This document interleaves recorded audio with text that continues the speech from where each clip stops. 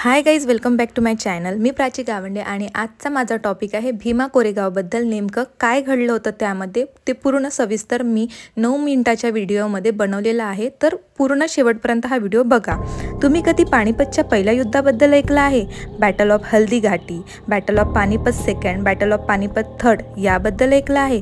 असं होऊच शकत नाही की याबद्दल तुम्ही कधी वाचलं नसेल किंवा ऐकलं नसेल, कारण हे खूप जास्त प्रसिद्ध असलेले युद्ध आहे जे आपल्या जमिनीवर घडले आहे आणि याबद्दल आपल्याला 8वी 9वी मध्ये इतिहास या विषयात शिकवलं सुद्धा जाते। तसेच या युद्धाबद्दल मूवी पिक्चर सुद्धा बनवले आहे। हे सर्व युद्ध यासाठी प्रसिद्ध झाले कारण ते ब्राह्मण, राजपूत, ठाकूर आणि मुस्लिम सोबत झाले आहे। Those who are belongs to general category.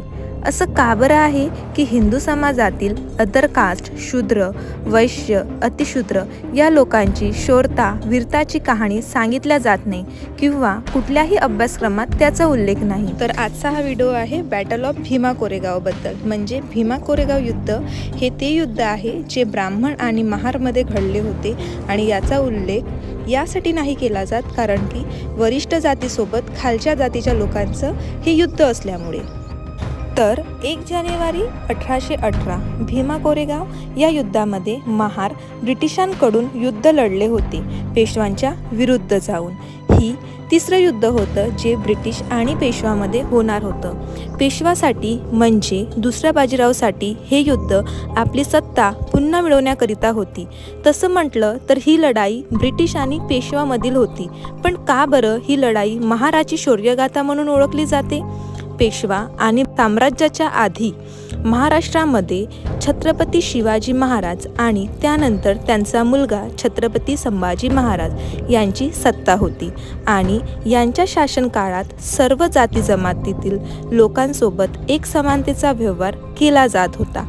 Chhatrapati Shivaji Maharaj आणि संभाजी महाराज यांनी त्यांच्या शासनकाळात महाराला आपल्या सैन्यात घेतले होते आणि हीच गोष्ट पेशवाला खटकली कारण त्यांना खालच्या जातीतील लोकांचा अत्यंत तिरस्कार होता आणि महाराला सैन्यात घेतलं म्हणून पेशवांचं वर्चस्व कमी होत होतं। तर 11 मार्च 1689 संभाजी महाराजांची हत्या मुघल बादशाह औरंगजेबाने केली।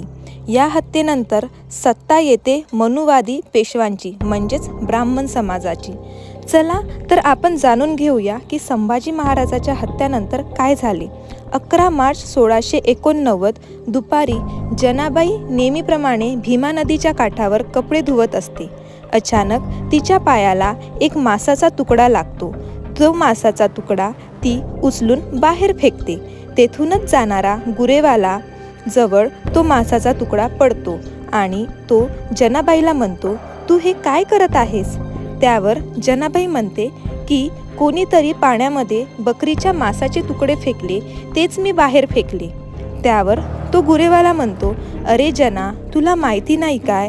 काल रात्री औरंगजेबाने संभाजी महाराजांची हत्या केली आणि त्यांच्या शरीराचे तुकडे नदीमध्ये सोडून दिले आणि आदेश दिला की कोणीच महाराजाच्या शरीराला अग्नी देणार नाही आणि कोणी असं केलं तर त्यांच्यासोबत पण असंच होणार।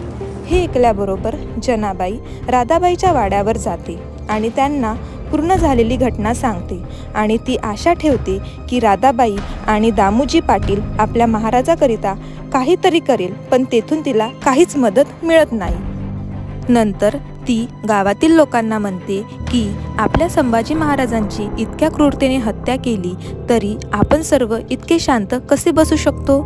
त्यानंतर महारवाड्यातून 3 महार समोर येते, गोविंद महार, ढगुजी महार आणि मंगूजी महार, आणि म्हणते, जना, शिवाजी महाराजांच्या पालखीला या महारांनी कंदा दिला आहे आणि संभाजी महाराजांची तर गोष्टच वेगळी आहे।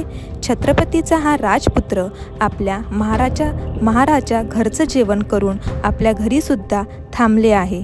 कोणी समोर येणार अथवा ना येणार, पण हे महार आपल्या संभाजी महाराजांसोबत नाइंसाफी होऊ देणार नाही। त्यानंतर पूर्ण गावातील स्त्रिया आणि युवक महाराजांच्या शरीराचे तुकडे जमा करण्याकरिता अर्ध्या रात्री नदीमध्ये उतरते। शरीराचे तुकडे जमा केल्यानंतर त्याला शिवून त्यांनी संभाजी महाराजांच्या शवाला अग्नी दिली, पण या घटनेनंतर ज्या महाराने महाराजाला अग्नी दिली आणि अग्नी देण्याकरिता जागा दिली होती त्या पूर्ण महार समाजावर पेशवांनी म्हणजेच ब्राह्मणांनी मार्शल लॉ लागू केला होता। मार्शल लॉ म्हणजे लष्करी कायदा। तर या लष्करी कायद्यामध्ये काय झालं, महाराच्या कमरेला झाडू आणि गळ्यामध्ये माठ राहील, त्यामुळे ते चालेल तर त्या झाडूनी त्यांच्या पायाच्या खुणा पुसल्या जाईल।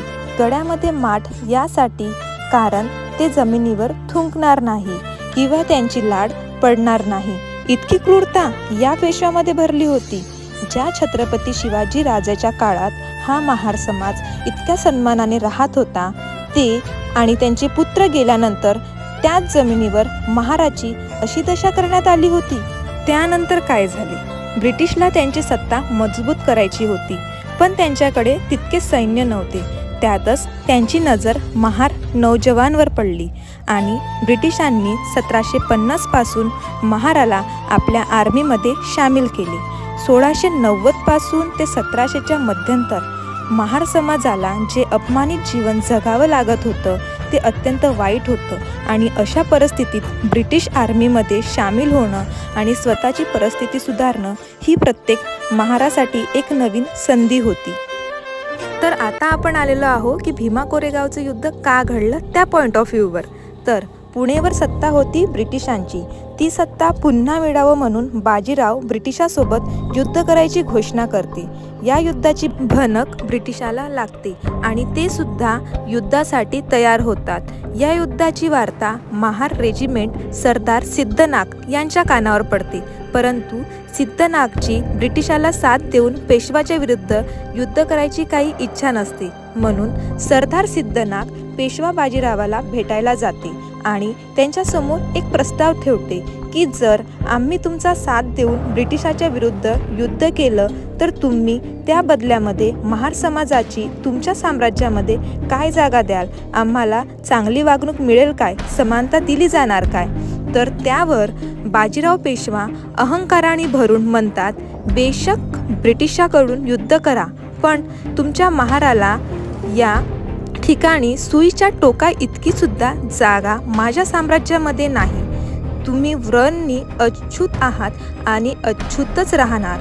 पेशव्यांच्या या उत्तरानंतर आता हे युद्ध महाराच्या आत्मसन्मानाचं झालं होतं, म्हणून 1 जानेवारी 1818ला 500 महार सैनिक या युद्धासाठी निघाले आणि पेशवांचे 28,000 सैनिकांना ठार केले। या युद्धामध्ये जेव्हा कॅप्टन सांगतो की दारुगोळा संपलेला आहे, सर्व युद्धातून मागे व्हावे, तरीसुद्धा 500 महार सैनिक फक्त आपल्या तलवार आणि ढालचा उपयोग करून हे युद्ध जिंकतात। पूर्ण 1 दिवस आणि 1 रात्र हे युद्ध चालू राहते। 1 जान येणारा दिवस हा शौर्याचा शौर्यदिन म्हणून ओळखला जातो। कोरेगाव भीमाच्या युद्धानंतर ब्रिटिशांनी सैनिकांच्या समनार्थ भीमा नदीच्या काठी 75 फूट उंच विजयस्तंभ उभारून त्यावर कंपनीच्या 49 सैनिकांची नावे कोरली। त्यामध्ये 20 शहीद व 3 जखमी महार सैनिकांचे नावे आहेत। याच विजयस्तंभाला मानवंदना देण्यासाठी दरवर्षी 1 जानेवारीला भीमा कोरेगाव येथे शौर्य दिन साजरा केला जातो। सर्वात शेवटी इतकंच म्हणणार, they can not make history who forget history, म्हणजे आपल्या इतिहासाला विसरणारा इतिहास तयार करूच शकत नाही। जय भीम, जय Shivrai. Do like, share and subscribe for more videos.